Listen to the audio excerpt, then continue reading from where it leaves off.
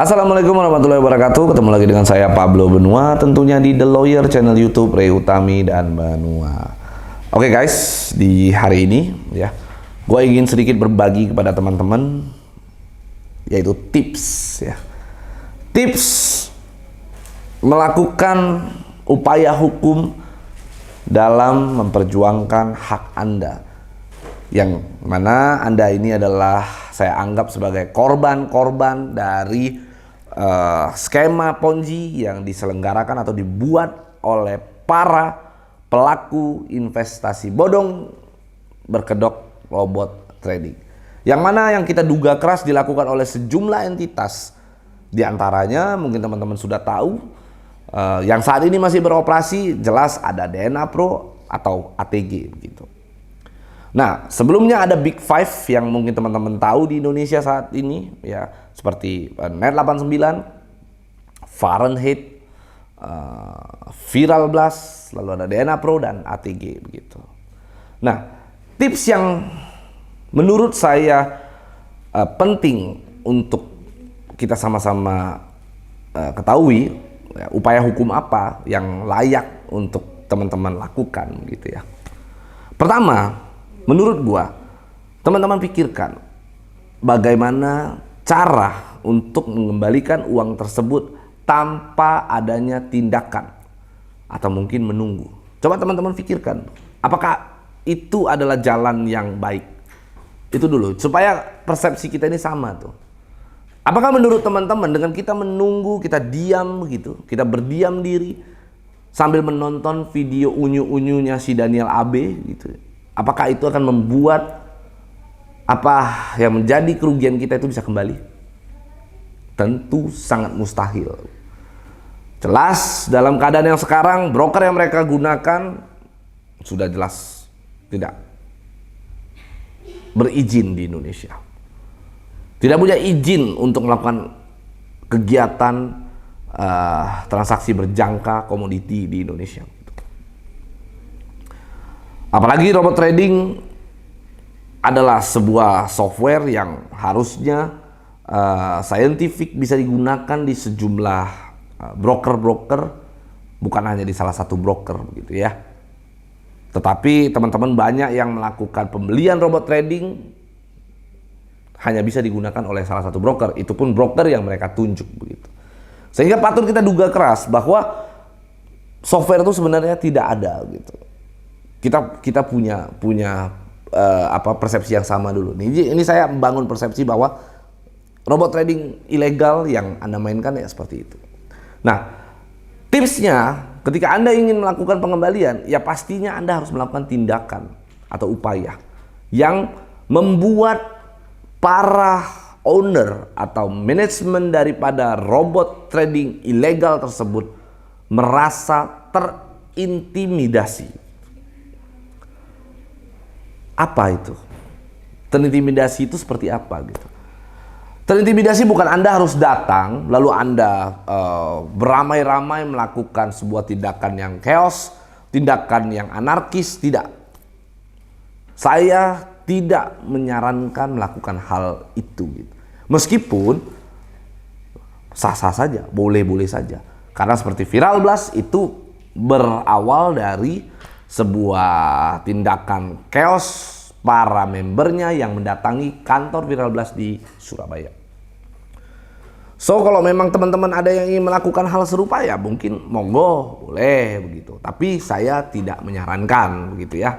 Karena bukan apa-apa. Kalau Anda contoh nih saat ini membernya DNA Pro ingin melakukan chaosnya seperti apa? Chaos di mana? Kantor DNA Pro jelas di mana-mana sudah ditutup. Kantor DNA Pro di mana-mana sudah diberhentikan beroperasi begitu. Jadi Anda mau bikin chaos di mana? Tentu tidak ada. Sehingga saya tidak menyarankan. Nah, lalu tindakan apa sih yang dapat mengintimidasi para manajemen di sana atau mungkin sekaligus owner di sana untuk mereka itu memiliki rasa urgensi begitu, ada rasa sebuah kepentingan yang mendesak untuk mereka segera melakukan withdraw terhadap uang Anda. Tentu saja kalau kita bicara tentang intimidate gitu ya, maka kita akan berbicara tentang upaya hukum. Saya selalu menyarankan bahwa teman-teman yang ingin melakukan intimidasi kepada para manajemen, kepada para owner, maka Anda harus lakukan intimidasi yang tidak juga bergeser dari peraturan perundang-undangan di Indonesia, yaitu melakukan upaya hukum. Nah, upaya hukum itu bisa dilakukan banyak hal. Seperti mungkin somasi, ketika kita menyurati atau memberikan surat kepada manajemen daripada robot trading ilegal tersebut, itu adalah upaya hukum. Atau mungkin Anda melakukan rilis di sejumlah media, Anda merasa sebagai korban, yaitu juga menjadi sebuah tindakan yang intimidate gitu ya, yang mana intimidasi tersebut secara psikis terhadap para manajemen robot trading ilegal tersebut. Nah, ketika Anda buat viral, lalu ada satu kepentingan, urgensi bagi para manajemen, para owner yang ada di robot trading ilegal tersebut, mereka akan merasa bahwa ini jangan sampai viral nih. Gimana pun caranya harus kita pendam. Kalau kita tidak pendam, maka ini akan chaos. Maka akan banyak orang yang ikut-ikutan untuk melakukan hal yang serupa gitu. Otomatis dia akan memiliki sebuah kepentingan yang mendesak untuk membayar atau mengembalikan uang Anda. Dan kalau dia sudah kembalikan uang Anda, ya sudah, berarti Anda berhasil sampai situ. Oke, lalu tindakan hukum atau upaya hukum apa lagi yang mungkin Anda bisa gunakan selain mungkin memberikan surat atau menggunakan video untuk memviralkan atau apapun itu bentuknya? Yaitu membuat laporan polisi. Membuat laporan polisi itu Anda bisa laporkan pertama itu owner gitu ya. Ya, saran saya kalau kita bicara owner, maka kita harus sebut entitasnya. Contoh, ada member yang merasa dirugikan oleh DNA Pro, Anda bisa langsung laporkan para manajemen, owner, founder, leader ke kantor polisi begitu. Nah, untuk terlapornya Anda mungkin bisa membuat seperti pemisah lah begitu ya.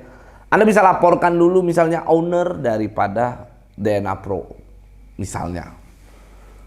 Meskipun kita ada yang bilang bahwa wah ini ownernya Daniel Z, ownernya Daniel AB.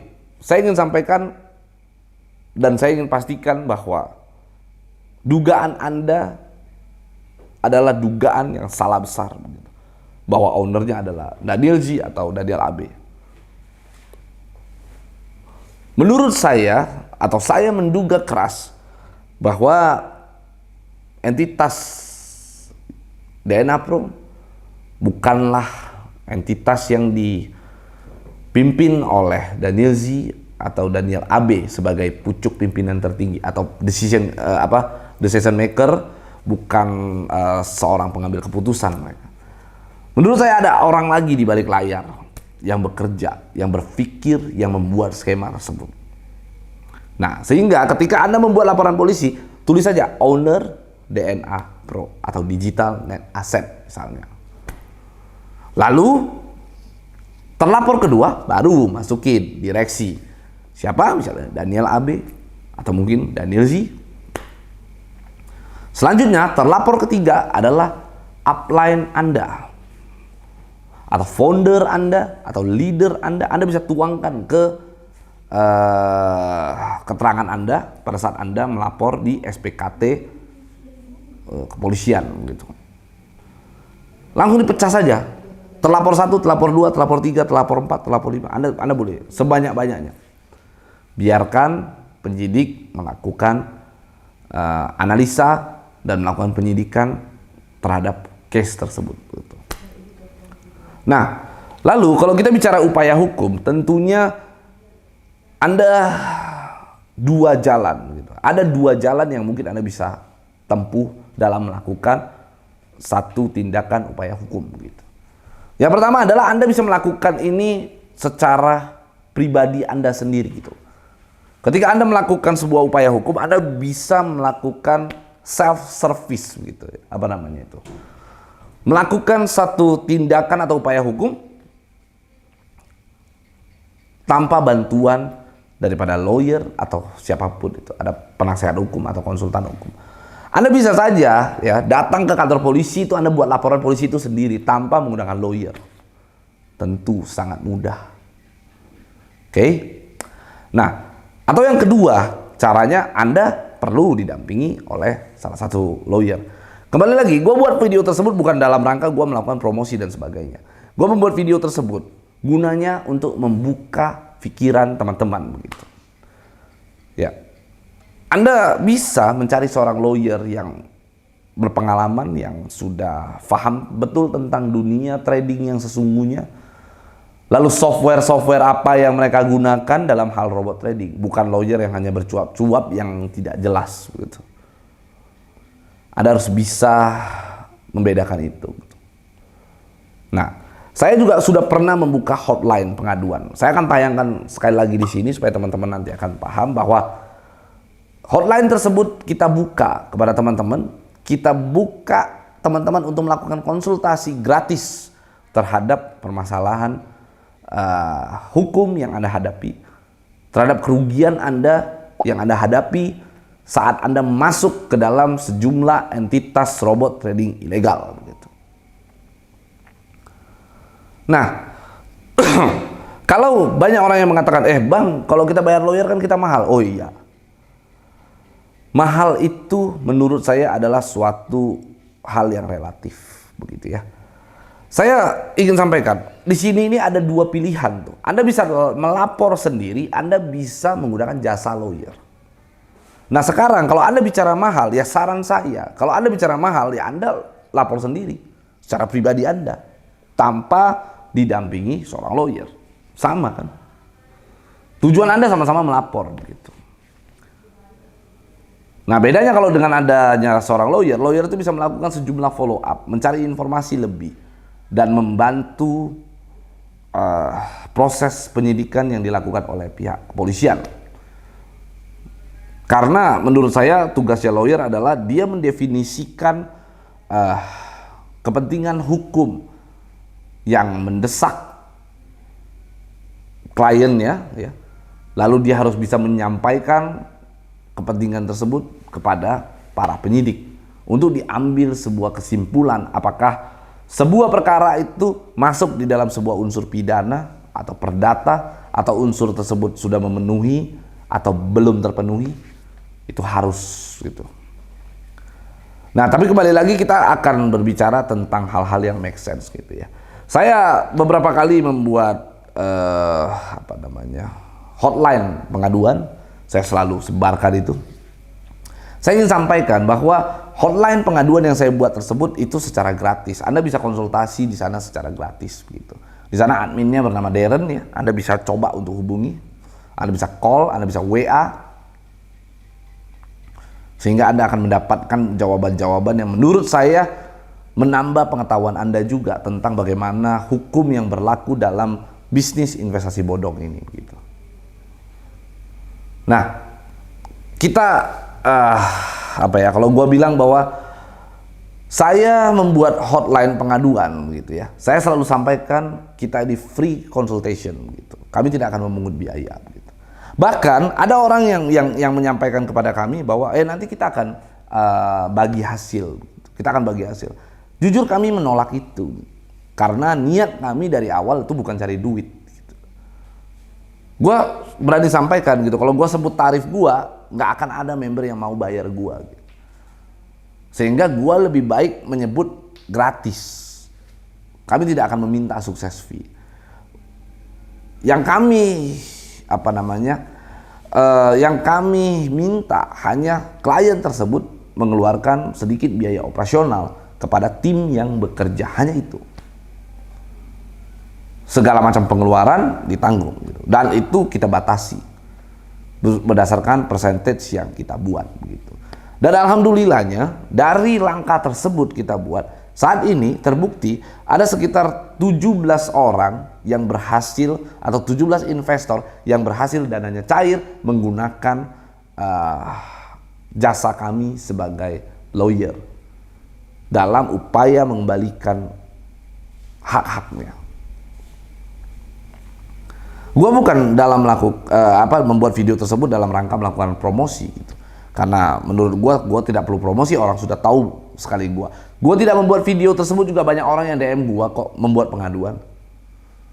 Tapi hari ini gue ingin mengedukasi kepada Anda begitu. Nah, dalam memilih lawyer juga kita harus lihat begitu ya. Kita harus lihat kemampuan daripada lawyer tersebut, pengetahuan lawyer tersebut terhadap dunia trading gitu. Karena saat ini jelas Anda ini adalah korban daripada robot trading ilegal begitu. Harus orang-orang yang paham tentang itu, mengupas itu gitu. Yang mampu mengupas itu secara detail dan mudah dipahami oleh banyak orang. Nah, itu yang mungkin teman-teman perlu garis bawahi begitu ya. Jadi menurut saya kembali lagi kepada lawyer yang Anda gunakan. Anda boleh cari siapa saja lawyer untuk mendampingi Anda, karena lawyer itu juga banyak yang harganya beda-beda lah. Karena tidak serta-merta seorang lawyer itu atas profesionalitasnya, atas pengetahuan dia yang terbatas itu mampu membedah tentang trading tersebut gitu. Harus lawyer-lawyer yang mampu memaparkan, lawyer-lawyer yang mampu membaca situasi, keadaan, bahkan menganalisa, bahkan terjun langsung di dalam dunia investasi bodong atau robot trading itu sendiri gitu. Jadi siapapun itu, gue tidak dalam rangka melakukan promosi gitu.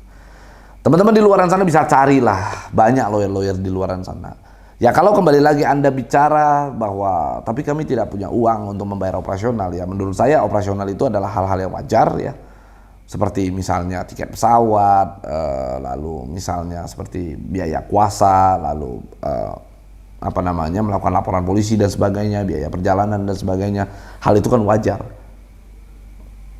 Tidak menjadi hal yang berat gitu dan tidak membebankan juga gitu.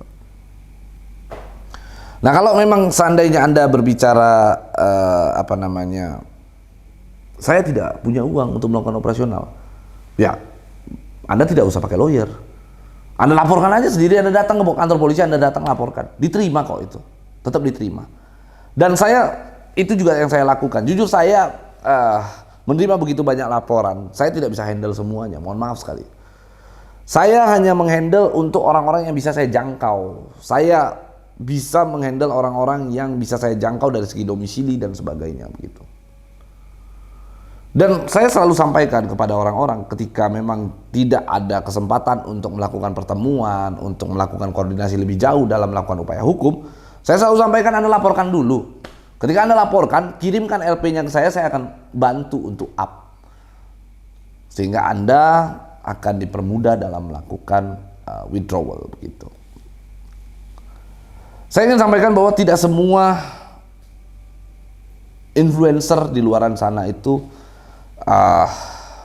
paham juga tentang dunia trading.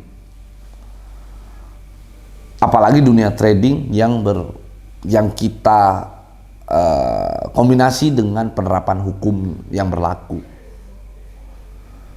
Nah, tidak semua begitu. Orang-orang influencer di luaran sana mengerti begitu. Jadi ya memang Anda harus lebih jeli, lebih benar-benar mengerti cara membedahnya, tidak sembarangan mengambil sebuah keputusan gitu ya. Nah, upaya hukum inilah yang memang perlu untuk Anda lakukan gitu, untuk memperjuangkan apa yang telah menjadi hak Anda gitu. Ya kalau memang Anda tidak rasa-rasa ya sudahlah, ikhlaskan ya bagus. Allah akan sangat menyayangi Anda ketika Anda mengikhlaskan sesuatu, Anda anggap itu sedekah. Dan saya yakin banyak yang tidak ikhlas juga gitu. Nah, kepada orang-orang yang tidak ikhlas itu ya lakukanlah upaya hukum daripada Anda berdiam diri gitu. Daripada Anda berdiam diri, lakukan sebuah upaya hukum. Ketika Anda melakukan upaya hukum, maka di sana akan terbuka secara terang benderang siapa orang yang selama ini Anda percaya gitu ya, siapa sebenarnya orang-orang yang selama ini menindabobokkan Anda ini, Anda akan terbuka sosoknya ketika Anda masukkan itu ke dalam sebuah ranah hukum gitu. Karena hukum itu tidak berlaku surut, karena hukum itu adalah sebuah sebuah pengetahuan yang baik ya. Karena hukum itu dapat membuat sebuah klasifikasi atas bisnis yang kita jalani itu benar apa tidak. Itulah seberapa pentingnya hukum di suatu negara begitu. Ya kembali lagi lah, ini kembali kepada Anda begitu ya. Anda mau ambil tindakan sekarang ya silakan. Anda tidak mau ambil tindakan apa-apa ya juga itu tidak menjadi sebuah permasalahan. Yang pasti, gua sekali lagi ingin sampaikan kepada orang-orang yang menggoreng-goreng seolah-olah bayar lawyer itu mahal, terutama Pablo, bayar lawyer itu mahal. Ketika itu isu itu diangkat, sesungguhnya itu yang angkat juga para robot-robot trading ilegal itu. Supaya Anda itu sebelum menghubungi saya itu Anda takut duluan tuh. Takut untuk dimintain duit tuh. Ketika Anda sudah berpikir seperti itu, maka batallah sudah upaya hukum untuk dilancarkan kepada para pihak robot trading ilegal. Padahal faktanya saya sudah membantu belasan orang dan akhirnya cair dan terbukti begitu. Dan orang-orang tersebut berani memberikan testimoninya kepada masyarakat begitu. Bukan cuma omong kosong. Nah, saya selalu berprinsip begini. Saya tidak ingin memenjarakan orang. Saya tidak ingin seolah-olah melaporkan lalu memenjarakan daripada si manajemen. Saya berupaya mencari jalan tengah. Saya berupaya mencari jalan yang baik bagi member gua gitu ya. Bagi klien gua gitu. Ketika klien gua itu terpuaskan gitu ya, maka dia bukan hanya klien gua saat ini, dia akan memperpanjang, meminta gua mungkin untuk memegang dia sebagai lawyer secara pribadi. Itu yang selalu gua kedepankan dalam melakukan atau menjalankan profesi gua sebagai lawyer. Jadi begitu kepada teman-teman ya, Anda harus sudah melakukan sebuah tindakan yang tegas begitu ya, upaya-upaya hukum. Apapun itu bentuknya lah, terserah Anda. Yang pasti saya sudah menyampaikan pentingnya seorang lawyer dalam mendampingi orang-orang gitu. Saya selalu mengedepankan restoratif justice. Saya ya tadi yang saya sampaikan, saya tidak ingin juga orang di penjara. Saya sampaikan kepada klien-klien saya, yang saya utamakan adalah pengembalian, bukan berapa orang yang saya penjarakan. Itu yang saya selalu tekankan. Ya. Justru menurut gua kalau lawyer itu lebih fokus dalam memenjarakan dibandingkan mementingkan kerugian daripada klien. Menurut gua itu adalah lawyer yang gagal. Lawyer yang tak mampu bekerja dan memuaskan apa yang menjadi keluh kesah seorang klien gitu. Karena setiap klien yang ketemu dengan seorang lawyer biasanya punya personal issue yang berbeda-beda gitu. Jadi ya kepada teman-teman, pesan gue ini mudah-mudahan bisa ditangkap oleh teman-teman ya, masuk ke dalam nalar teman-teman, sehingga teman-teman itu sudah tidak lagi berdiam diri gitu, melakukan sejumlah tindakan yang tentunya baik untuk Anda. Oke, itu aja dari gua. Jangan lupa untuk di subscribe, di like, dan di komen. Dan jangan lupa juga untuk di share agar kita dapat berbagi informasi untuk Indonesia yang lebih baik. Saya Pablo Benua, ciao.